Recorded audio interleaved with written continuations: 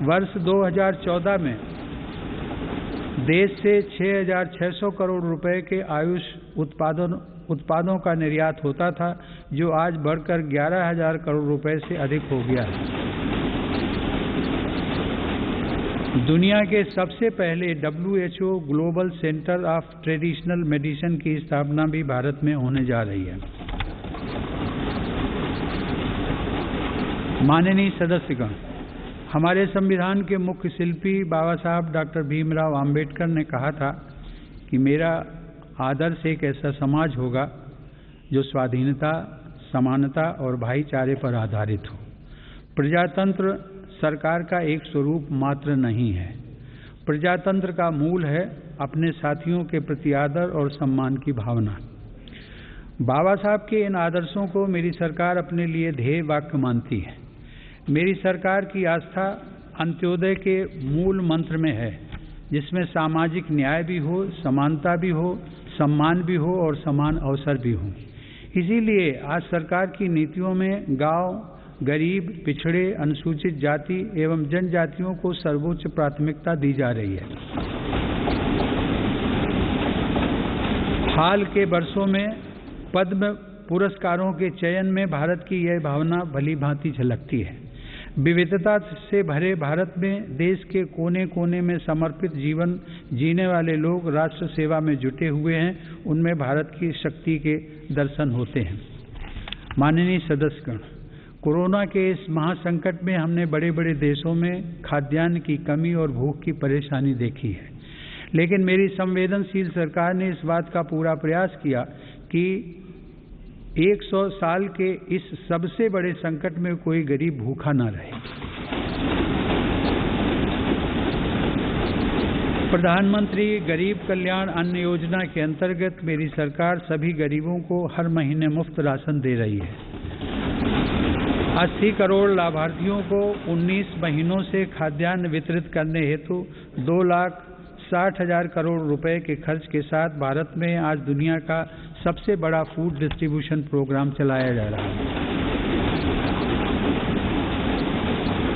वर्तमान परिस्थितियों को देखते हुए पूरी संवेदनशीलता के साथ मेरी सरकार ने इस योजना को मार्च 2022 तक बढ़ा दिया है।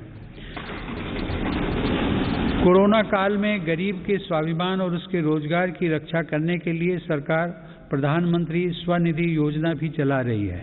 यह योजना हमारे रेहड़ी पटरी वाले भाइयों बहनों के लिए बहुत सहायक सिद्ध हो रही है। इस योजना के तहत अब तक 28 लाख रेहड़ी पटरी वालों को 2,900 करोड़ रुपए से ज्यादा की धनराशि जारी की गई। सरकार अब इन स्ट्रीट वेंडर्स को ऑनलाइन फूड डिलीवरी करने वाली कंपनियों के साथ भी जोड़ रही है।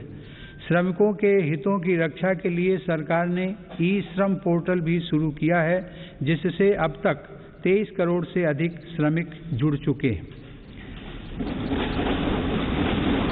जनधन आधार मोबाइल अर्थात जैम ट्रिनिटी को मेरी सरकार ने जिस तरह नागरिक सशक्तिकरण से जोड़ा है, उसका प्रभाव भी हम लगातार देख रहे हैं। 44 करोड़ से अधिक गरीब देशवासियों के बैंकिंग सिस्टम से जुड़ने के कारण महामारी के दौरान करोड़ों लाभार्थियों को सीधे कैश ट्रांसफर का लाभ मिला है। डिजिटल इंडिया और डिजिटल इकोनॉमी के बढ़ते प्रसार के संदर्भ में देश के यूपीआई प्लेटफॉर्म की सफलता के लिए भी मैं सरकार के विजन की प्रशंसा करूंगा। दिसंबर 2021 में देश में 8 लाख करोड़ रुपए से ज्यादा का लेन देन यूपीआई के माध्यम से हुआ है। यह इस बात का उदाहरण है कि हमारे देश में जन सामान्य द्वारा बदलाव और तकनीक को बहुत तेजी से अपनाया जा रहा है। माननीय सदस्यगण, मेरी सरकार मूलभूत सुविधाओं को गरीब के सशक्तिकरण और गरीब की गरिमा बढ़ाने का माध्यम मानती है।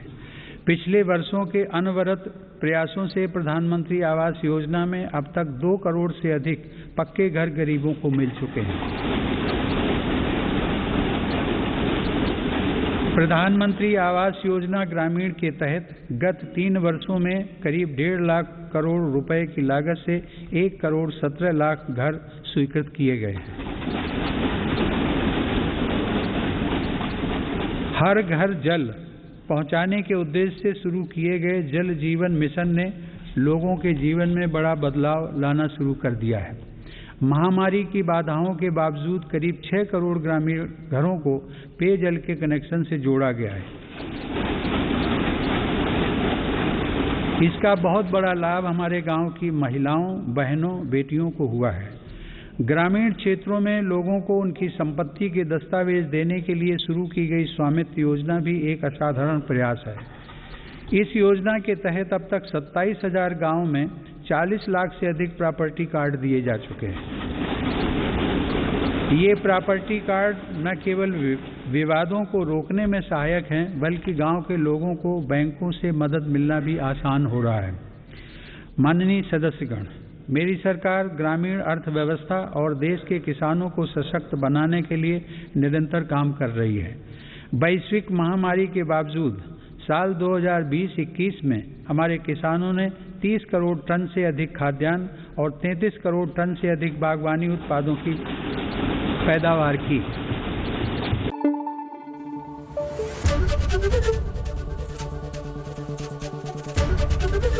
एबीपी न्यूज आपको रखे आगे।